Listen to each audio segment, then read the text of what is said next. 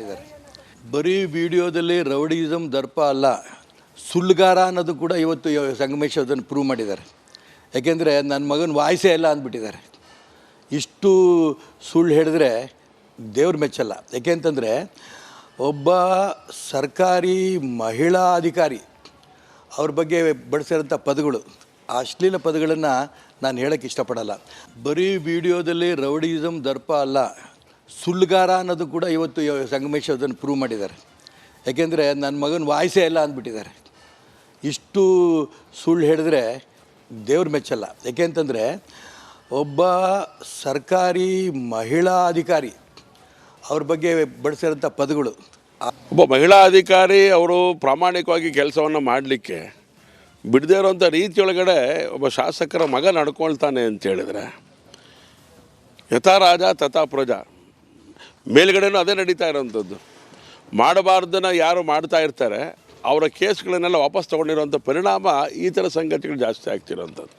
ಒಬ್ಬ ಮಹಿಳಾ ಅಧಿಕಾರಿ ಅವರು ಪ್ರಾಮಾಣಿಕವಾಗಿ ಕೆಲಸವನ್ನು ಮಾಡಲಿಕ್ಕೆ ಬಿಡದೇ ಇರೋಂಥ ರೀತಿಯೊಳಗಡೆ ಒಬ್ಬ ಶಾಸಕರ ಮಗ ನಡ್ಕೊಳ್ತಾನೆ ಅಂತ ಹೇಳಿದರೆ, ಯಥಾ ರಾಜ ತಥಾ ಪ್ರಜಾ, ಮೇಲ್ಗಡೆನೂ ಅದೇ ನಡೀತಾ ಇರೋವಂಥದ್ದು. ಮಾಡಬಾರ್ದನ್ನು ಯಾರು ಮಾಡ್ತಾ ಇರ್ತಾರೆ ಅವರ ಕೇಸ್ಗಳನ್ನೆಲ್ಲ ವಾಪಸ್ ತೊಗೊಂಡಿರೋಂಥ ಪರಿಣಾಮ ಈ ಥರ ಸಂಗತಿಗಳು. ಅಯ್ಯಮ್ಮ ಧೈರ್ಯವಾಗಿ ರೆಕಾರ್ಡ್ ಮಾಡಿ ಹೇಳಿದ್ಲು, ಬೇರೆಯವರು ಧೈರ್ಯ ಇಲ್ಲ, ಟ್ರಾನ್ಸ್ಫರ್ ಆಗ್ಬಿಡುತ್ತೆ ಅಂತ ಭಯದಿಂದ ಯಾರು ಹೇಳ್ತಾ ಇಲ್ಲ. ಮತ್ತು ಅವ್ರಿಗೂ ಏನು ಎಮ್ ಎಲ್ ಎಗಳಿಗೂ ಪಾಪ ಅವ್ರ ಸ್ಥಿತಿನೂ ಶೋಚನೀಯ ಸ್ಥಿತಿಯಾಗಿದೆ. ಅವ್ರದ್ದು ಅಭಿವೃದ್ಧಿ ಕಾರ್ಯ ಇಲ್ಲಲ್ಲ, ಏನು ಅಭಿವೃದ್ಧಿ ಕಾರ್ಯ ಇಲ್ಲ, ಗುದ್ಲಿ ಪೂಜೆ ಇಲ್ಲ, ಶಂಕುಸ್ಥಾಪನೆ ಇಲ್ಲ. ಅವರು ಬೇಸತ್ತು ಹುಟ್ಟಿದ್ದಾರೆ, ಅವರೂ ಬೇಸತ್ತು ಹುಟ್ಟಿದ್ದಾರೆ.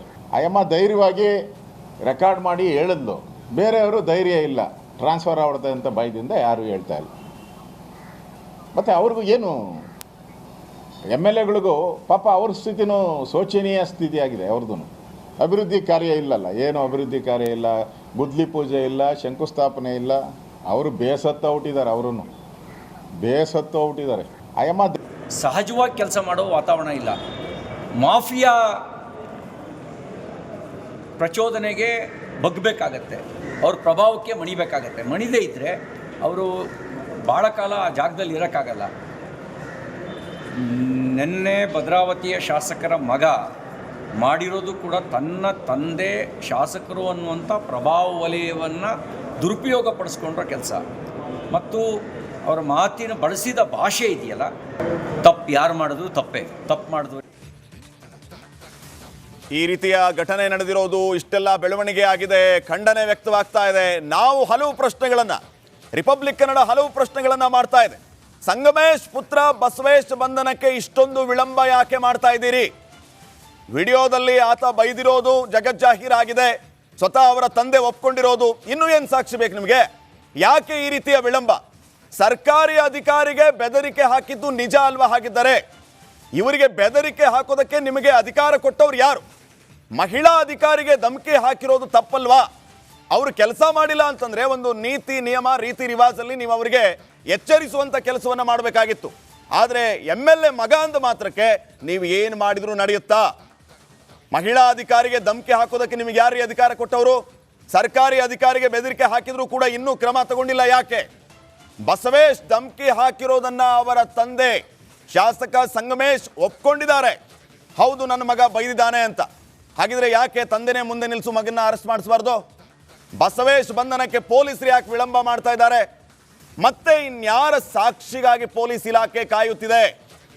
ಬಸವೇಶ್ನನ್ನ ಅರೆಸ್ಟ್ ಮಾಡದೇ ಇರೋ ರೀತಿಯಲ್ಲಿ ಅದ್ಯಾವ ಶಕ್ತಿ ತಡೀತಾ ಇದೆ? ಈ ಎಲ್ಲ ಪ್ರಶ್ನೆಗಳನ್ನ ನಾವು ನೇರವಾಗಿ ಮಾಡ್ತಾ ಇದ್ದೀವಿ. ಸರ್ಕಾರ, ಪೊಲೀಸ್ ಇಲಾಖೆ ಈ ಪ್ರಶ್ನೆಗಳಿಗೆ ಉತ್ತರವನ್ನ ಕೊಡಬೇಕು. ಈತನ ಬಂಧನದ ಮೂಲಕ ಉತ್ತರ ಕೊಡ್ತಾರ ಕಾದ್ ನೋಡೋಣ.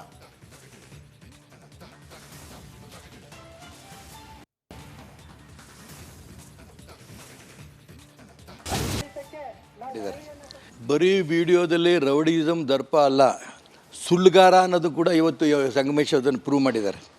ಯಾಕೆಂದರೆ ನನ್ನ ಮಗನ ವಾಯ್ಸೇ ಇಲ್ಲ ಅಂದ್ಬಿಟ್ಟಿದ್ದಾರೆ.